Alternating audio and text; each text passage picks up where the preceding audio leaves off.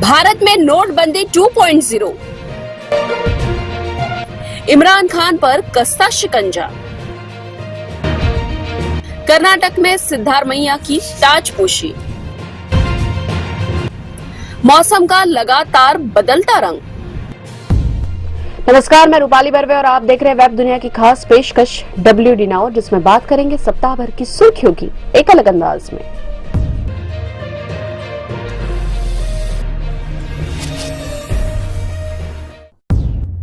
इस बार प्रधानमंत्री नरेंद्र मोदी ने नहीं बल्कि रिजर्व बैंक ऑफ इंडिया ने 2000 रुपए के नोट को वापस लेने का ऐलान किया है। RBI के इस फैसले को नोटबंदी 2.0 भी नाम दिया जा रहा है। केंद्रीय बैंक ने कहा है कि 23 मई से 30 सितंबर तक कोई भी व्यक्ति अपने पास मौजूद 2000 रुपए के नोटों को बदल सकता है। हालांकि एक दिन में वह 10 नोट ही बदल सकेगा। लोग 2000 के नोट को बैंक खातों में जमा कर सकते हैं या उसे बैंकों व RBI के 19 क्षेत्रीय कार्यालयों में जाकर दूसरे मूल्य का नोट ले सकते हैं। दरअसल RBI ने वित्त वर्ष 2018-19 से 2000 रुपए के नोट की छपाई बंद कर दी थी। 2000 के करीब 90% नोट मार्च 2017 से पहले जारी किए गए थे। मार्च 2018 में चलन में मौजूद कुल नोट में 2000 रुपए के नोट की हिस्सेदारी 37.3% थी, जो 31 मार्च 2023 को घटकर 10.8% रह गई। मूल्य के हिसाब से मार्च 2018 में कुल 6.73 लाख करोड़ रुपए मूल्य के नोट 2000 रुपए के थे, जबकि 31 मार्च 2023 को इनका मूल्य 3.62 लाख करोड़ रुपए रह गया। दूसरी ओर विपक्ष ने RBI के फैसले की कड़ी आलोचना की है। पूर्व वित्त मंत्री P चिदंबरम ने कहा कि 2000 रुपए का नोट लेन देन के लिए बहुत ज्यादा लोकप्रिय नहीं है। हमने यह नवंबर 2016 में कहा था और अब सही साबित हुए हैं। हैरानी नहीं होगी कि यदि 1000 रुपए का नोट फिर से जारी हो जाए। कांग्रेस महासचिव जयराम रमेश ने 2000 का नोट वापस लेने के फैसले पर तंज करते हुए कहा कि स्वयंभू विश्वगुरु की चित परिचित शैली, पहले करो फिर सोचो। 8 नवंबर 2016 को नोटबंदी के तुगलकी फरमान के बाद बड़े धूमधाम से 2000 रुपए का नोट जारी किया गया था।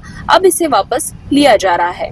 सपा मुखिया व यूपी के पूर्व मुख्यमंत्री अखिलेश यादव ने बिना नाम लिए केंद्र सरकार पर तंज करते हुए ट्वीट कर कहा, कुछ लोगों को अपनी गलती देर से समझ आती है। 2000 रुपए के नोट के मामले में भी ऐसा ही हुआ है। हालांकि यह भी सही है, 2000 के नोट को बंद करने का असर आम आदमी पर नहीं होगा। पाकिस्तान के पूर्व प्रधानमंत्री इमरान खान को जमानत तो मिल गई, लेकिन उनकी मुश्किलें कम होने का नाम नहीं ले रही है। सेना और शहबाज सरकार ने धीरे धीरे इमरान पर शिकंजा कसना शुरू कर दिया है। कहा जा रहा है कि PTI अध्यक्ष को एक संदेश भी दिया गया है कि या तो वे देश छोड़ दे या आर्मी एक्ट के तहत कार्रवाई का सामना करने के लिए तैयार रहे। इस एक्ट के तहत उन्हें 10 साल की सजा अथवा फांसी की सजा भी सुनाई जा सकती है। PM शहबाज शरीफ ने देश भर में PTI समर्थकों की हिंसक तबाही के लिए इमरान खान को जिम्मेदार बताया है। दरअसल पाकिस्तान के इतिहास में पहली बार प्रदर्शनकारियों ने रावलपिंडी में सेना मुख्यालय पर हमला किया और लाहौर में कोर कमांडर के घर में आग लगा दी। इस बीच पाकिस्तानी पुलिस ने कहा कि इमरान के घर में 30 से 40 आतंकवादी छिपे हो सकते हैं, लेकिन तलाशी के दौरान वहां कुछ नहीं मिला। हालांकि पुलिस का कहना है कि उसने भागते हुए 6 आतंकियों को पकड़ा है। इस मामले में भी इमरान फंस सकते हैं। इमरान को सरकार और सेना से तो खतरा है ही, दूसरी ओर उनके प्रति लोगों का समर्थन भी घट रहा है। हिंदू समुदाय से ताल्लुक रखने वाले नेता और इमरान खान की पाकिस्तान तहरीक-ए-इंसाफ पार्टी के अल्पसंख्यक सदस्य जयप्रकाश ने शुक्रवार को इस्तीफा दे दिया। जयप्रकाश ने 9 मई को देश के सैन्य प्रतिष्ठानों और सरकारी भवनों पर हमले की आलोचना की है। इस घटना का विरोध जताते हुए इससे पहले भी PTI के कई नेता पार्टी छोड़ चुके हैं। इसमें कोई संदेह नहीं कि इमरान के लिए आने वाला समय काफी खतरनाक हो सकता है।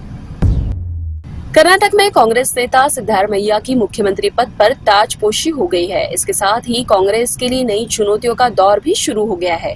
राज्य में अब पार्टी को एकजुट बनाए रखना कांग्रेस के लिए बड़ी चुनौती होगी। साथ ही जनता से किए गए वादों को पूरा करने का दबाव भी उस पर होगा। दरअसल राहुल गांधी सहित कांग्रेस नेताओं ने मतदाताओं को बार बार आश्वासन दिया कि सत्ता में आने से पहले दिन से ही कैबिनेट की पहली बैठक में इन 5 गारंटी को मंजूरी दी जाएगी। हालांकि यह भी कहा जा रहा है कि कांग्रेस सरकार इसमें शर्तें लागू वाली बात जोड़ सकती है। राजनीतिक विश्लेषकों की माने तो गारंटी को मतदाताओं विशेष रूप से महिलाओं का पूरा समर्थन मिला और इसने पार्टी की शानदार जीत में महत्वपूर्ण भूमिका निभाई। वहीं कुछ भाजपा नेताओं का आरोप है कि गारंटी को लागू करने से राज्य दिवालिया हो जाएगा। यह भी दावा किया जा रहा है कि कांग्रेस अपने चुनाव पूर्ण वादों को नहीं निभा पाएगी। राज्य की 224 सदस्यीय विधानसभा में 135 सीटें हासिल करने वाली कांग्रेस ने भाजपा को सत्ता से बेदखल कर दिया है।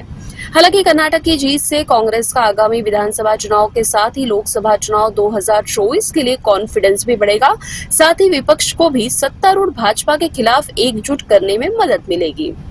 सिद्धार्थ रमैया के शपथ समारोह में जिस तरह से विपक्ष के नेताओं ने उपस्थिति दर्ज कराई, उसे इस बात का संकेत भी मिलने लगे हैं।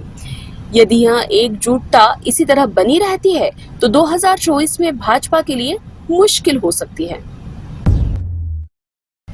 इस बार भारत के कई हिस्सों में मौसम का अलग ही रंग दिखाई दे रहा है। कभी अचानक गर्मी देखने को मिलती है तो कभी बारिश अपना रंग दिखाना शुरू कर देती है। इसके चलते तापमान में भी काफी उतार चढ़ाव देखने को मिल रहा है। हालांकि इस बीच राजस्थान, गुजरात समेत कुछ इलाकों में 45 डिग्री तक तापमान दर्ज किया गया। राजधानी दिल्ली में शुक्रवार को अधिकतम तापमान 38.2 डिग्री सेल्सियस दर्ज किया गया। आने वाले दिनों में तापमान में इजाफा दर्ज किया जा सकता है। हालांकि वर्ल्ड वेदर एट्रीब्यूशन का अध्ययन डराने वाला है। इसके मुताबिक जलवायु परिवर्तन के कारण बांग्लादेश, भारत, लाओस और थाईलैंड में लू चलने की आशंका कम से कम 30 गुना अधिक हो सकती है।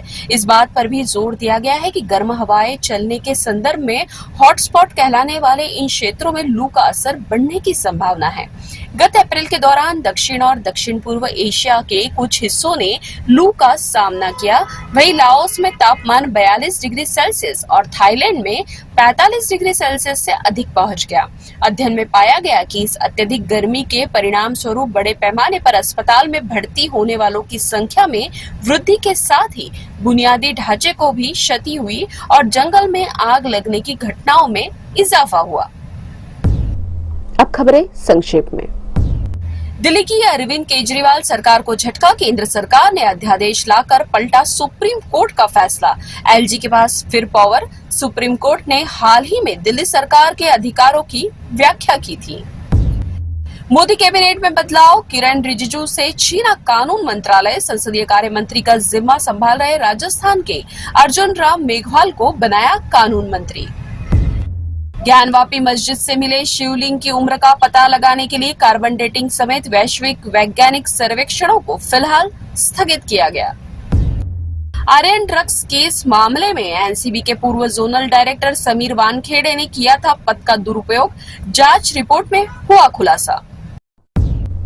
ये थी वेब दुनिया की खास पेशकश WD नाउ। अगले सप्ताह की सुर्खियों के साथ फिर हाजिर होंगे। नमस्कार। वेब दुनिया की सभी से अपील है कि भीड़ भाड़ से बचें, मास्क पहने व सैनिटाइजर का इस्तेमाल करें। साथ ही सोशल डिस्टेंसिंग का पूरा पालन करें।